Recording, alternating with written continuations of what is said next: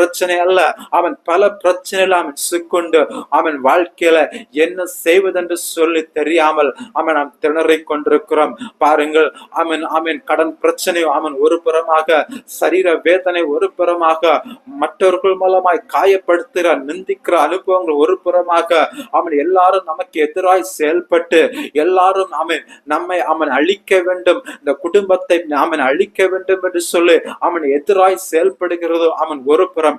இப்படி நாலாபுறமும் பார்க்கும்போது சத்துரு குடும்பத்தை பின்தொடர்ந்து சத்துரு குடும்பத்தின் பிள்ளைகளை அழிக்கும்படியாக சத்துரு நம்மை அழிக்கும்படியாக வேத வசனம் சொல்லுகிறது.